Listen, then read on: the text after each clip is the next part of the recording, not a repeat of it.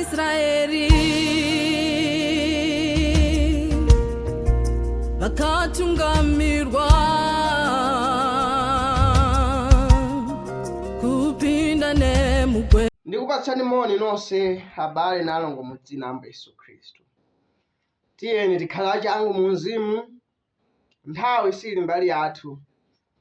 Dziko lapansi lili kumapeto kwenikweni kwakudza kwa Ambuye Yesu Khristu. Ambuye Yesu Khristu akuti monga mmene zidali nthawi ya Nowa, nthawi ya Loti, zidzakhala chimodzimodzi nthawi yakubwera kwa Mwana wa Munthu. Luka 17 akutero.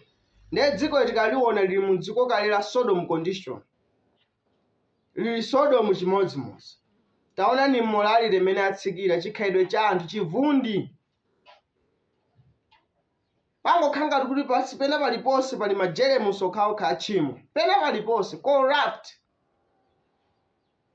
Ndiye chimenechi ni chenjezo. Haleluya. Kuti Ambuye Yesu Khristu ali pafupi kubwera. Tiye tikhale okonzeka. Taonani zimene zikuchitika kumpoto kumene. Kumpoto ku North. Russia ni Ukraine kumene. Mene lili condition yake. Ndiye taona so nimene ubale wa Russia ni maiko aku West ulili. Kuti nkhondo yayikulu ikhozo yama nthawi ina iliyonse. Zizindikiro zakumapeto kwa nthawi. Haleluya.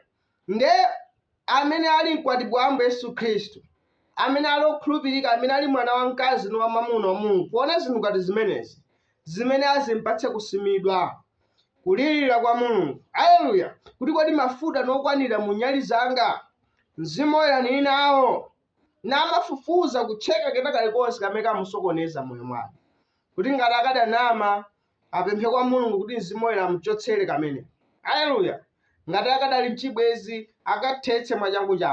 Ayene mongoka ni Khristu osati muziwerewezi.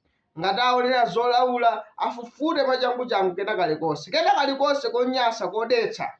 Kamene kakhoza mulepheretsa iyeyo kuti apite mu mkwatulo. Haleluya. Akukakilina, akukoza mwinjiro wake bwinobwino. Akuyeretsa chovala chake. Ndipo Bible Chivumbulutso 19 kuti mkwatibwi wako adzikonzekeretsa yekha. Haleluya. Mkwatibwi wako adzikonzekeretsa yekha. Ndipo chovala chake ni chilungamo cha oyera mtima chimene ovala dress yake yaukwati. Audzikonzekeretsa kulukwati. Kuli phwando la mwana wankhosa kumene. Haleluya. Funafuna nkhope ya Ambuye. Ndiye tikhala anthu amtundu otere owerenga Bible pafupipafupi, kumvetsera mauthenga, kumapemphera. Haleluya. Zinthu zimene zimatibweretsa kufupi ni Ambuye. Tipemphere. Atate wathu wakumwamba, yafika nthawi yoti mutiphunzitse mutiyankhule.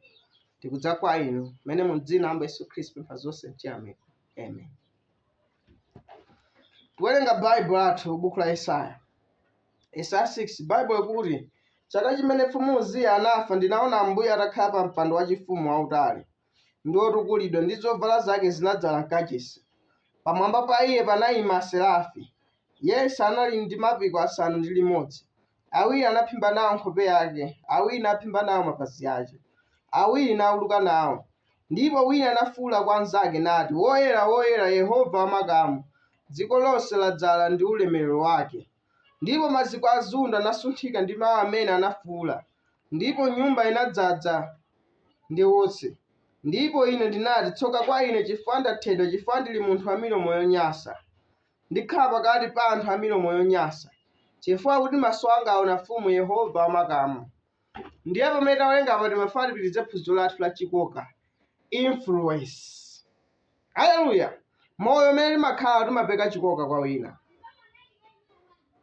Mmene timachitira chabwino kapena choyipa. Ndipo anthu amatiyang'ana. Pali mawu ena amati role model. Haleluya. Anthu amene amayang'anapo. Ndiye simungadziwe koma anthu amakhala kuyang'anani.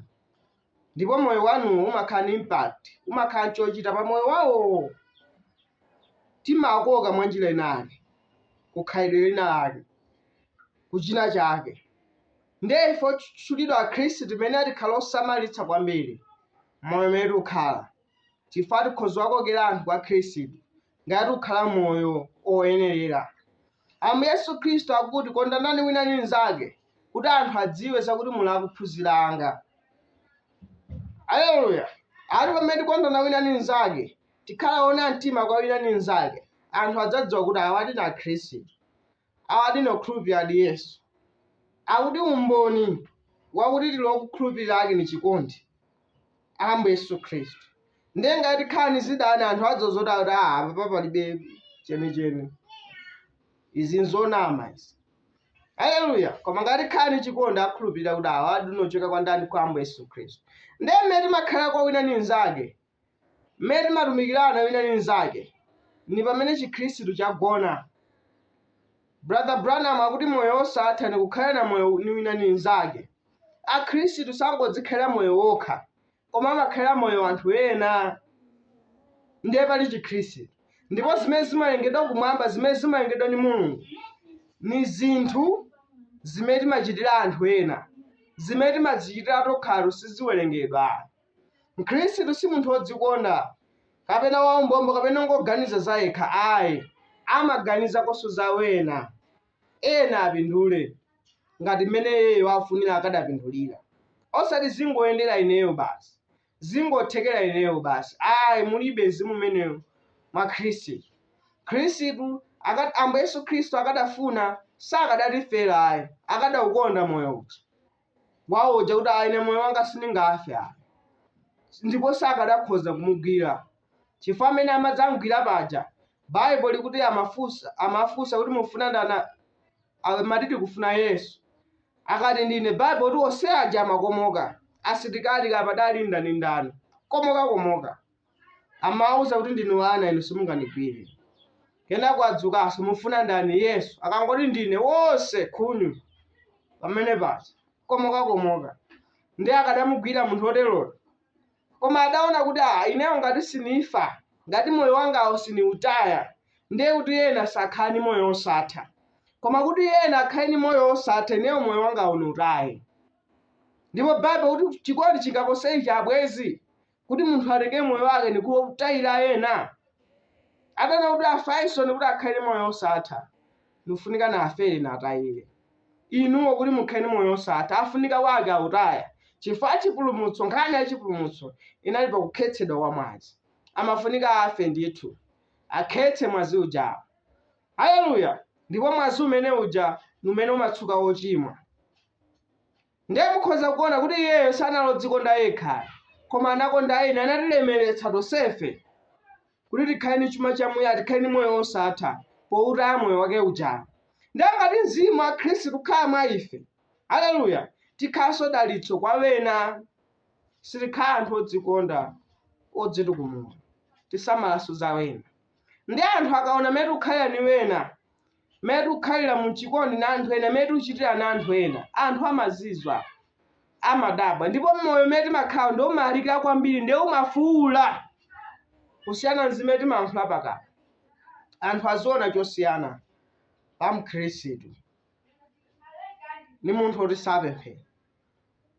Tili modzi, chifukwa ife ndife kuwala kwa dziko lapansi, mudzi okhala pamwamba pa phiri, osabisidwa, oonedwa na anthu onse. Haleluya. Ndiye timaona za Uziya amene dzulo lija, ulendo watha Kilipi atha gawo lapita lija gawo 2, kuti Uziya anali oyima bwino pamawu a Mulungu, chifukwa cha gwero la makolo oyima bwino. Anatengera chikoka kuchokera kwa makolo ake.